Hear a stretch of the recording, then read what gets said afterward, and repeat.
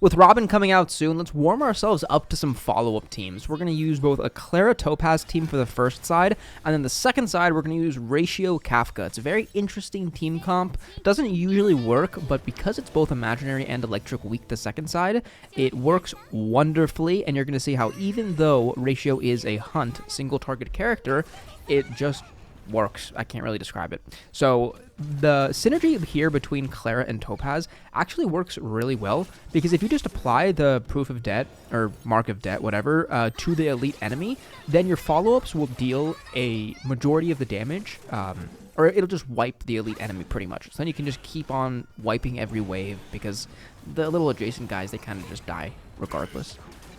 As you can see, beautiful. That one Clara follow-up just completely wiped out everything. And that's even some respectable damage as well. The light cone I've got on Topaz is not very beneficial for her skill damage, so it's pretty much just, you know, what we can get. The Herder Shop light cone's probably better. Swordplay, much better, and then her signature, obviously. So the Sealer light cone that we've got on Topaz is bringing down our damage quite a bit. We can essentially just spam skills with Topaz. It's really nice because the buff that we picked was the energy receiving buff. And because we're applying so many like follow-up attacks, we're going to get that dice thing to drop, and then it's going to top our energy off perfectly. We're going to get more action advances with Ting Yun. We're going to get pretty much infinite skill points with Sparkle. We never run out because of that energy we gain. See, perfect. Now Sparkle can ult before she uses her skill. And we're just going to overflow with energy.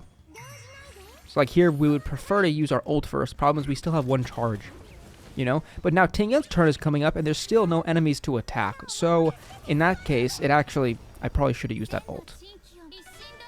That's the one thing that holds us back in this team comp, is that if the enemies don't kind of action advance themselves and make them move like a lot, then we run into a couple of problems. However, because we're not running a healer, it kind of makes it so if we take too many attacks, then we're kind of in jeopardy. So there's kind of like this little line that you want to walk across and make sure you don't take too many hits, but you're also applying enough follow-up damage.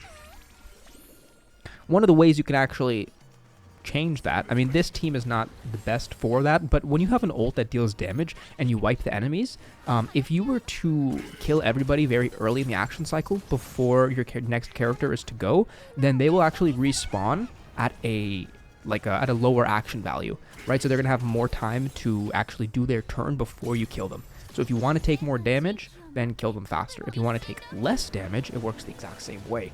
You just want to wait as much as possible and just try to kill them as late as possible, and then they'll refresh much later into the cycle. So here, we'll just clean this up and go into the third wave with still 3 cycles left. Right, 0, 1, 2, 2.5.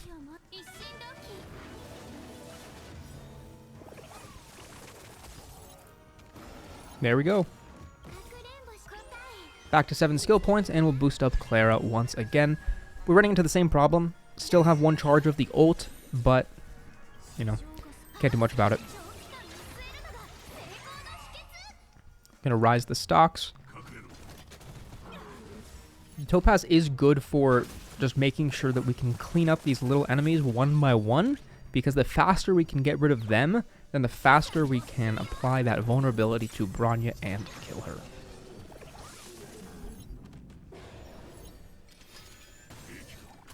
Beautiful, got hit. Now we can use the ult on Clara. Now here I actually didn't notice that Clara wasn't action advanced to the very front. As you can see, she was a little bit behind, so I should have ulted with Clara immediately. So that was a little bit of a loss of damage. Perfect, 1 Clara hit. 2 Clara hits, wonderful. Ult once again, and now Ting Yun's ult is up again. So as you can see, Clara's low energy cost just makes you get constant ults. Pretty much 1 skill and 1 Ting Yun ult will pretty much always get you your ult up.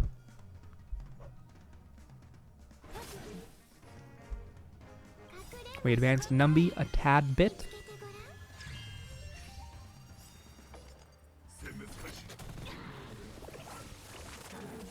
Beautiful. Topaz is up again, and her ult is also. So her skill will get rid of the last charge. Too bad we couldn't pop that ult before we got the energy, but whatever.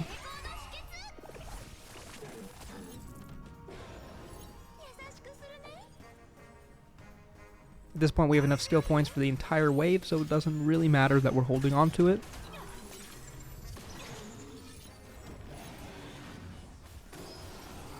Ironically, Sparkle, my healthiest and tankiest character, has essentially been untouched the entire fight. How sad is that? And Clara is now getting very close. Come on, Clara, survive for me.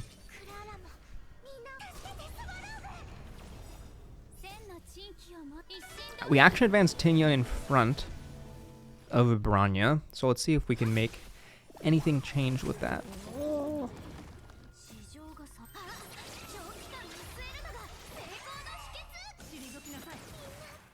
Oh, that's unfortunate. Okay, so Clara went down. Can we clean it up with the remaining Topaz? We'll just give the boost to Topaz.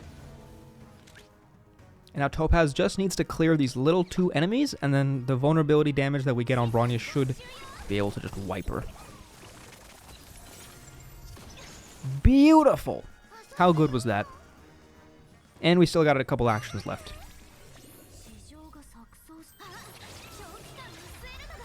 No benediction buff, but it shouldn't really matter. There it is, 400k Numby. 200k Numby. This team is pretty damn fun, I've gotta say. Even though Ratio is Hunt, he deals enough damage that we can essentially wipe all of the elites in just a skill and in technique, you know, like 1 or 2 chalks preferably, and then if we do choose to attack the little guys with Ratio, it's essentially just an insta-kill, and then we can also trigger another chalk, so we can kill up to 2 enemies per skill, and that works out pretty nicely. Kafka is the game changer in this team build, right? Essentially. She is, she is on 4-piece break set. Thief set. 4-piece thief set, that's what she's on. So she is gaining 3 energy every time she breaks somebody, and her ult is going to be breaking like 4 to 5 enemies pretty much, or 3 to 5 enemies. So you're going to be getting a pretty good amount. If you do have the Herder Shop light kill and solitary healing, even better to put on Kafka. What I've done is I've put her signature light cone on. If you don't have her signature, probably resolution might even be better. Not entirely sure about that though, because the damage on her light cone is better for her probably, and her ult. But what you can do is you can apply 2 instances of shock to every person, every enemy, and then that's going to apply enough debuffs so you can, you know, consistently get those 100% chalks or 80% on Ratio. So as you can see that 40% went to 100%. Perfect. Now it's almost dead and almost cleaned up. Come on, die, die. There we go. Wasted an action there, but it's fine. Going into 2. So the ults on Ratio are the only thing that are pretty, you know, useless. Doesn't do much if you're not going against the elite, so it's good against the first side, and it's good against the third side. The second side, we don't have anything that's too tanky except for the Trotters. They're the tankiest of the bunch. As you can see, this Kafka ult is just destructive. I also forgot to mention that she's also on an energy regen rope. Perfect, perfect. So, aventurine, essentially, I need to stop saying essentially. Aventurine cleans up everything that still has a sliver if Kafka doesn't finish it off. So both Kafka's ult plus a couple of follow-up chips from aventurine pretty much make everything dead. So we made that TV happy because that was the first acting TV, and then no matter which enemy, as long as it wasn't Ron May, or character of ours, that it boosted, we can use their ult and then, you know, break the other TV that was going to drain our energy. So here I waited just because I wanted to get more stacks on Aventurine's follow-up. That's why I didn't trigger Kafka's ult right off the bat. So he's already at 5 out of 7. Perfect. So 2 waves left, or 2 cycles left, 1 wave to go versus Sam. Kind of underwhelming though. This Sam fight's nothing. The Eye fight in the previous Pure Fiction, like 2 or 3 Pure Fictions ago, that one was tough. That one was really tough because it just action advanced everybody, all of those enemies, and did way too much damage if you're not running a sustain.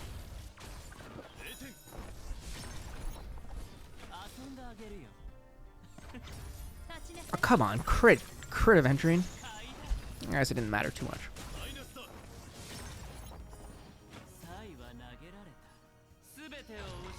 That's a crazy amount of toughness we're dealing with that. Jeez. I think we only got one stack of blind bet though, so that was pretty disgusting. Pop Ranmei's ult on her turn, make it last a little bit longer. And we want Kafka to break so she gains more energy. It's not going to matter in this instance actually because Kafka's already at max, or you know, going to get max with a skill, so. It actually might have been better to avoid that. I should have actually just attacked the left enemy and waited to break on the ult to gain a little bit more energy off the ult. Pew! Having a sustained character that deals damage is actually really nice in Pure Fiction, I gotta say.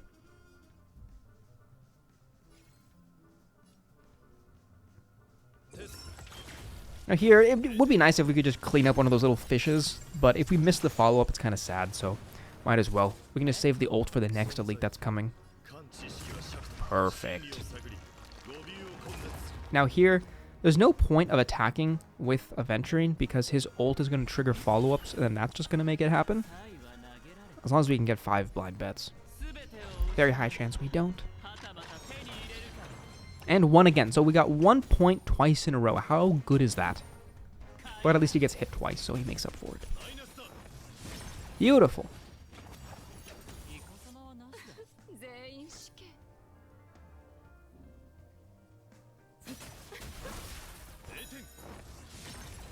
Okay. Bomb. The energy Pure Fiction buff pretty much makes it so we get 100% uptime on Ranmei's ult. Great. I did run her a tad slow, just to make sure those buffs never ran out. Finally, I don't know what took me so long. Now we'll ult with Kafka, and can we clean up this wave? Yes, we can. Only 2 enemies to go. And every character still has a turn. Trigger a follow-up? Yes. I guess he gets the vulnerability after, because that follow-up didn't do much. Boom. And 1 basic should set off a trigger of reactions. Domino effect. It's over. It's done.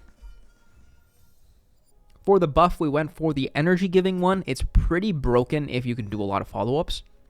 Clara is super slow, but the speed boost we can get off Ting Yun's Eidolon, and Sparkle is essentially just our Clara's speed.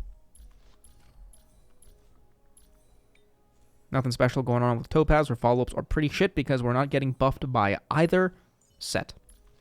The ornament or the regular relic sets. Sparkle is just fast. Nothing going on here. Ting Yun is on Von Whack. A little bit of extra energy, but she pretty much gets her ult up every 2 turns with how many times that thing drops. Ratio is on Attack Sphere. High crit rate. You do not want him to miss any crits. So he's at 97% crit rate. 96. Kafka, 4-piece. Thief. Energy regen rope. Great. It's my favorite Kafka, actually. Ranmei. Double 2-piece break. That's it. Might actually work going super high break effect on Ranmei. So even if you break with Kafka on the ult, everything just dies instantly. Fast aventurine. Kind of low crit rate, but it works out. That is the Pure Fiction double follow-up run. Ton of follow-ups. Ton of follow-ups. I love the follow-up team. Love all the follow-up teams. I like dot teams, like break teams. I don't know, these follow-up teams are coming up in popularity for me quite a bit. Join the Discord. Like the video. Thanks for watching. Adios.